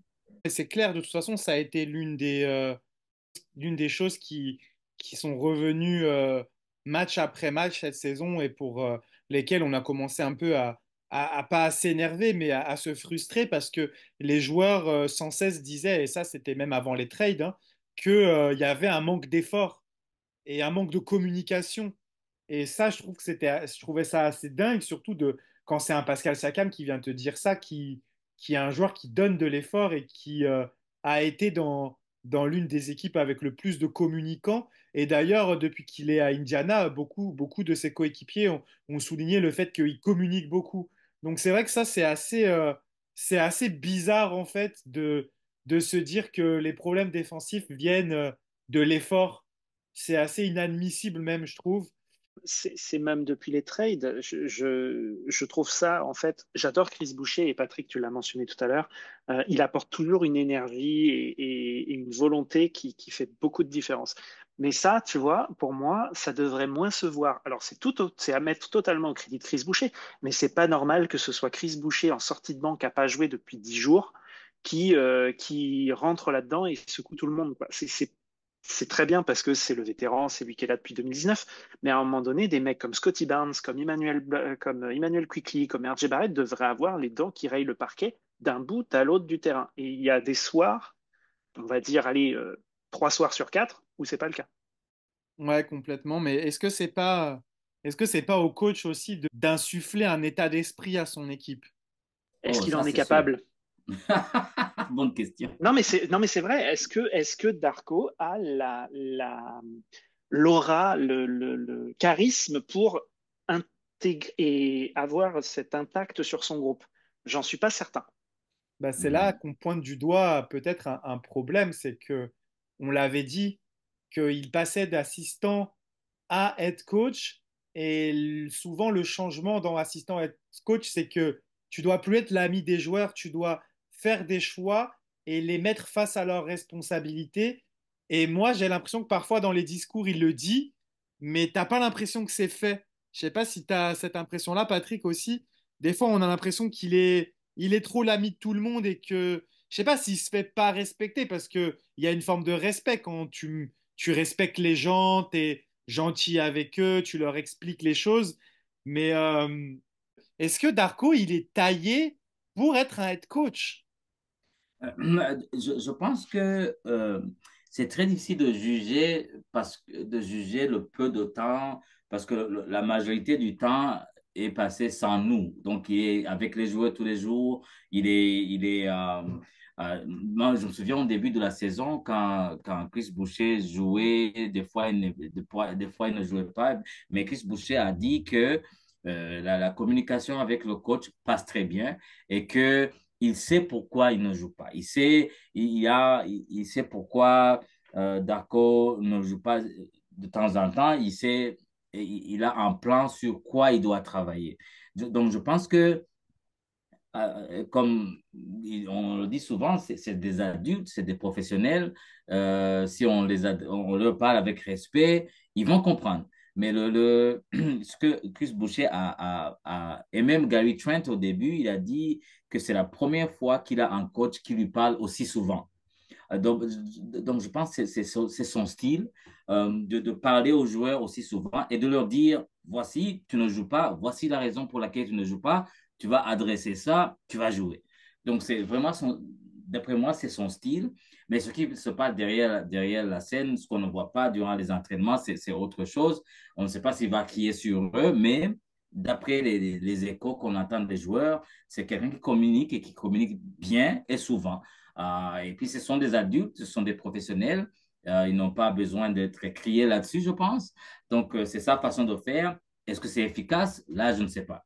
Je ne sais pas si vous avez vous avez vu l'entrevue de Wembanyama avec Inside the NBA quand il dit quand je suis avec Coach Pop en 1 à 1, il me parle très bien, je comprends, je suis intelligent, mais quand on est en groupe, il va me crier là-dessus parce que il veut passer un message aux autres que si je peux crier sur Wembanyama, je peux crier sur n'importe qui.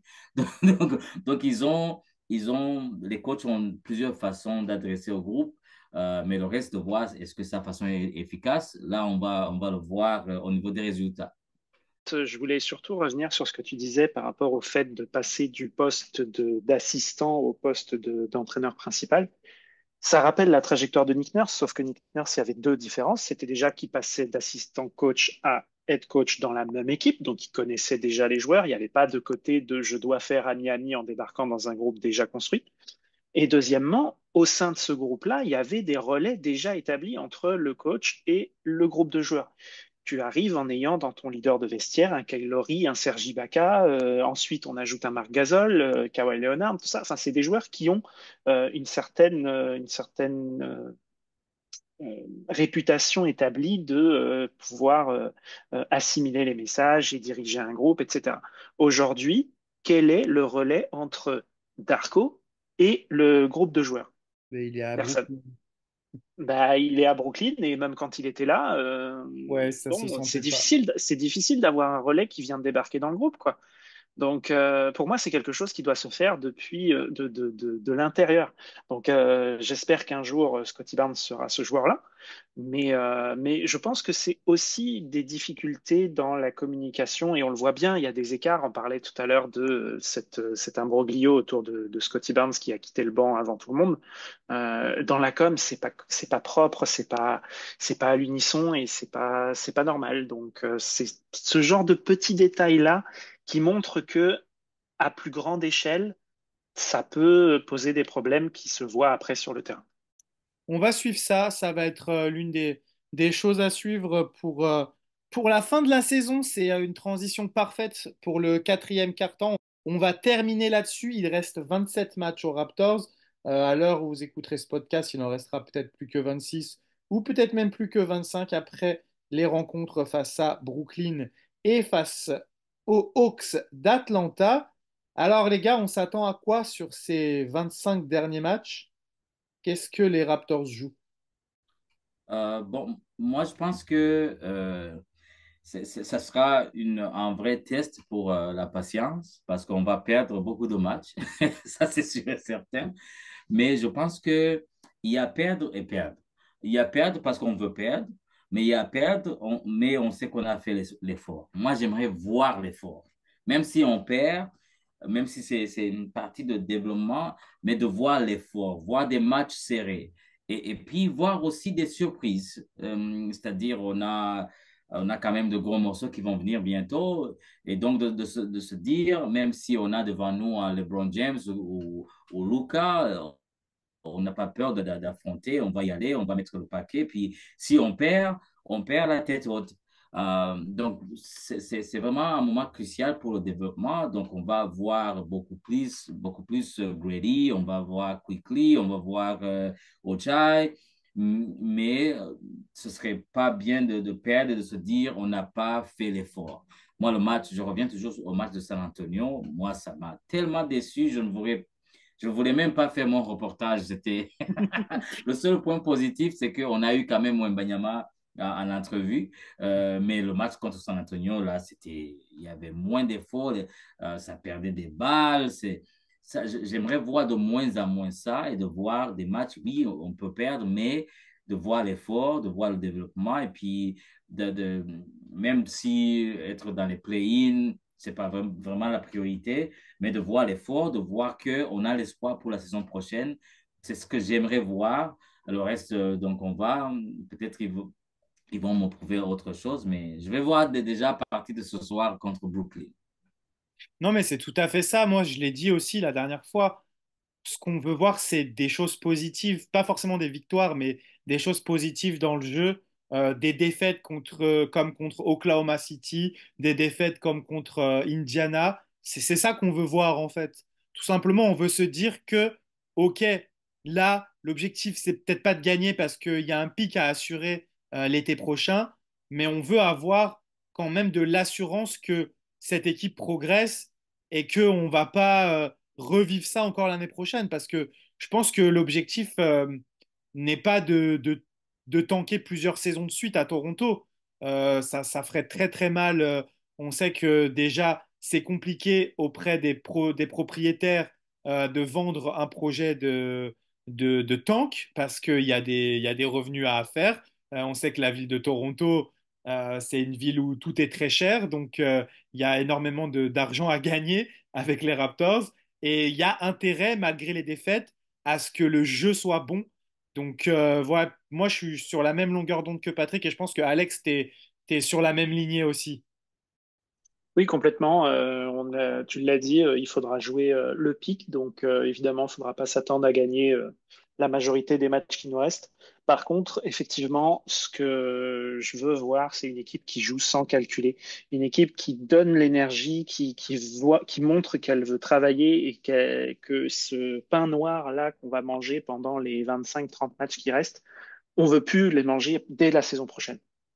Je veux une équipe qui soit sur une pente ascendante.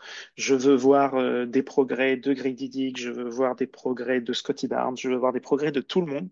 Et si on peut, effectivement, comme tu l'as dit, faire que des matchs comme celui contre Indiana, alors là, c'est une fin de saison réussie. Et après, il n'y aura plus qu'à prier pour une loterie favorable. Tout à fait, et justement, tu me fais une belle passe décisive. Là, je vais conclure le alley-oop. Qu'est-ce qu'on attend de l'été? Un pic dans le top 6, parce que sinon, ça va vraiment être très violent. Euh, Je sais que on nous vend une draft 2024 pas forcément très talentueuse ou en tout cas bien en deçà des précédentes, mais quand même un pic dans le top 6, ça reste un pic dans le top 6 et on a vu des prospects qui commencent à arriver, trois potentiels francophones dans le top 8, je crois, donc ce serait un truc de ouf. Et puis bah, cet été, on s'est débarrassé des questions piquantes comme le contrat de Giannubi ou le contrat de Pascal Siakam. Il va rester celui de Gary Trent Jr., qui arrive à terme là, à la fin de cette saison, à voir ce qu'il va prétendre. Est-ce qu'il sera ouvert à rester? Si oui, il y a un moment donné où il va falloir se mettre autour de la table entre lui, Darko ou quoi que ce soit pour définir un rôle clair et exactement ce qu'on attend de lui, ou ce que lui attend dans son rôle. Mais voilà, après cet été, il faudra voir aussi s'il y a plus de monde qui viendra renifler des potentielles offres autour de Bruce Brown ou de Chris Boucher, qui a survécu à la deadline, mais On commence à se douter que ça n'ira peut-être pas jusqu'au bout. Donc voilà, la priorité, c'est la fin de saison, avoir le pic, passer une draft agréable à étudier les prospects, etc. Et ensuite reconstruire un groupe pour du développement un peu plus poussé vers des résultats dès l'année prochaine. Ça va être dur de passer après Alex, Patrick, parce qu'il a tout dit. Mais nous, Ben oui. on va rester vraiment optimiste à l'idée de peut-être récupérer un Français à la prochaine draft. Ça serait juste fantastique pour nous d'un point de vue journalistique. Oui, pour des raisons plus égoïstes pour nous. C'est ça, mais je pense que oui, c'est vrai que avoir un pic, ce serait idéal, mais il faut pas aussi oublier que les Raptors ont fait quand même preuve de développement parce que Pascal, Oji n'étaient pas des pics à haut niveau, mais ils ont pu les découvrir, ils ont pu les développer au fil des années. Donc, cette expérience n'est pas partie. Donc, il y a moyen d'avoir, même Norman Powell, c'était pas vraiment en pic, mais ils ont pu le développer. Donc, on a parlé de l'importance d'avoir les Nano 5.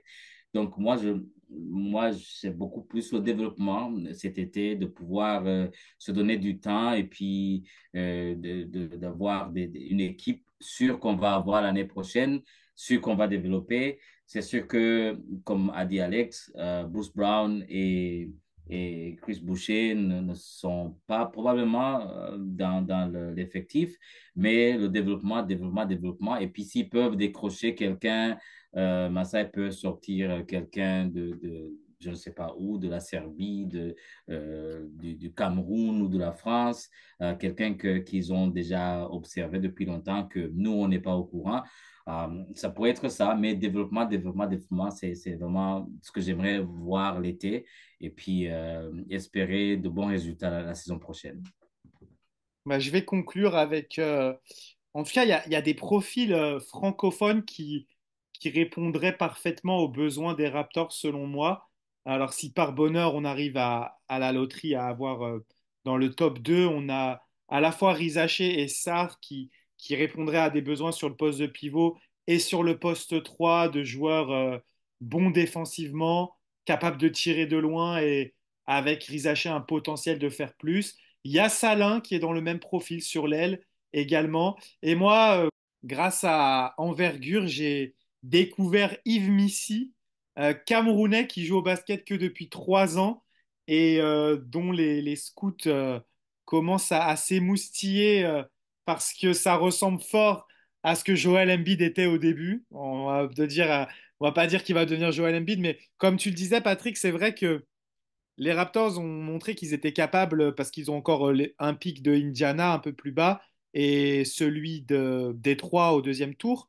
Donc ils ont montré qu'ils sont capables d'aller chercher des profils que l'on n'attend pas, même s'il y a eu un peu moins de réussite ces derniers temps. Malheureusement, on a une pensée pour Christian Coloco qui aurait dû être ce backup pivot, protecteur de cercle et qui avait un petit potentiel pour tirer de loin. On l'a vu de nos propres yeux avec Patrick au centre d'entraînement, enchaîner des tirs à 3 points dans le coin. On était même assez étonnés. Mais finalement, ses problèmes de santé l'ont freiné. On lui souhaite avant tout là, un bon rétablissement et qu'il puisse au moins vivre une vie normale parce qu'on sait que son problème de santé, ça peut vraiment t'affaiblir et t'empêcher de faire des efforts, mais ne serait-ce que de la vie de tous les jours. Donc, on souhaite un bon rétablissement à Christian Coloco. Mais ouais, on va suivre cette draft cet été. Peut-être qu'ils vont être capables d'échanger Chris Boucher ou Bruce Brown pendant la draft pour essayer de monter un petit peu. On sait aussi il y a des équipes qui ont énormément de pics dans cette draft et qui auront peut-être pas forcément besoin de drafter. Je pense notamment à Oklahoma City. Donc ça va être vraiment très intéressant. Et ma dernière question, on peut y répondre rapidement. Je pense qu'on est tous d'accord, on a envie de voir l'équipe compétitive la saison prochaine. On ne veut pas revivre c'est pas l'objectif de tanker encore une fois l'année prochaine. C'est vraiment de au moins jouer, je sais pas, le play-in quoi, pour montrer une progression. L'avantage, c'est qu'on va partir de bas cette année, mais on veut de la progression au fil des années. On est d'accord, Alex? On est complètement d'accord. Une année de tanking, tu l'as pour plusieurs raisons, autant sportives que financières, ce serait une déception pour tout le monde. Maintenant, pour revenir sur le développement, j'ai tendance à penser que si on veut ne pas tanker l'année prochaine, il faut du talent. Et du talent, tu l'as moins en 24 qu'en 4 ou 5, quoi. Donc, pour revenir sur les exemples, Pascal Siakam, OG Anunoby, Norman Powell, ils se sont développés dans une équipe qui allait en playoff, qui passait des tours et qui progressait et qui était C'est vrai. dans une dynamique positive. Aujourd'hui, le développement semble quand même beaucoup moins efficace. Il n'y a pas de leader clair, il n'y a pas d'exemple clair. C'est peut-être un peu plus risqué de parler de développement maintenant. J'ai tendance à dire que là, il faut du talent, en fait. Si on est dans une reconstruction, il faut du talent. Ouais, tu fais bien de le souligner. C'est vrai que Siakam, OG, Norman, Fred, en fait, ils ont grandi en étant les backups d'une équipe très forte titulaire. Ils ont développé le bench mob et tout ça, c'était avec une équipe. Je parle d'exemple et je parle de motivation aussi. Je veux dire, Fred VanVleet, il avait la motivation de dire, OK, l'objectif, c'est de dépasser Kyle Lowry. Pascal Siakam, l'objectif, c'était de dépasser Serge Ibaka. Et c'est des barres qui sont mises hautes, mais qui encouragent aussi au développement et au développement rapide. Et aujourd'hui, la concurrence, elle est quand même relativement faible. Donc, le développement, je sais pas, je suis moins emballé par une question de dire on prend un joueur hors du top 20, mais vous inquiétez pas, dans 3 ans, ce sera un joueur de ouf. Je pense qu'on n'en est pas encore là, en fait. Mhm. Je suis d'accord, je suis vraiment d'accord parce que quand on avait donc tout ce beau monde en développement, on avait quand même une équipe qui passait au playoff. On avait Demar DeRozan, on avait Kyle Lowry et les autres. Mais c'est vrai, c'est vrai. Donc ça va être ça va être un défi différent. Ça va être un défi différent, mais effectivement, le talent, il en faut. Et puis le reste, ça va être le développement. Tu as tout à fait raison. Ouais, c'est un bon point qu'a souligné Alex parce que aujourd'hui, Grady Dick qui doit se battre pour passer devant qui? Au final, Gary Trent Jr. qui est irrégulier et peut-être même devant plus personne à la fin de la saison si Gary part. Et on peut se poser la même question pour énormément de joueurs. Ochai Agbaji, c'est qui veut dépasser? La barre, elle n'est pas placée très haute et comme tu le disais, Alex, c'est très très pertinent. Les objectifs de prendre la place de quelqu'un sont moins élevés. C'est peut-être plus facile, entre guillemets, de prétendre à une place de titulaire, mais au final, ça attire pas les joueurs qui veulent se développer vers le haut. Et ouais, c'était très pertinent. Et ouais, tu nous as convaincus, il nous faut de la chance à la loterie, il faut choper le premier pick et faire venir Isaché aux Raptors. Voilà, ça sera une bonne conclusion pour ce grand format. Bah, je vais vous remercier. Merci à toi, Patrick, de nous avoir accordé ton temps. Merci, merci, c'était un plaisir. Et merci à toi, Alex, comme d'hab, toujours présent. Mais de rien, c'est normal. Merci à vous. On va vous souhaiter à tous une très bonne journée et bien sûr, on va se retrouver, je pense, d'ici la fin de la semaine prochaine. On va reprendre les hebdomadaires. On va laisser un peu le temps de digérer celui-là qui va être assez long. Et on va se laisser, on le rappelle, ce soir, au moment où l'on parle, ce sera le match contre les Nets de Brooklyn, mais au moment où vous écouterez ce podcast, il sera déjà passé et vous serez déjà tourné vers le match contre les Hawks d'Atlanta. Merci à tous et comme on dit toujours quand on se quitte, let's go Let's go Let's Raptors! go Raptors! Raptors! Lowry for three.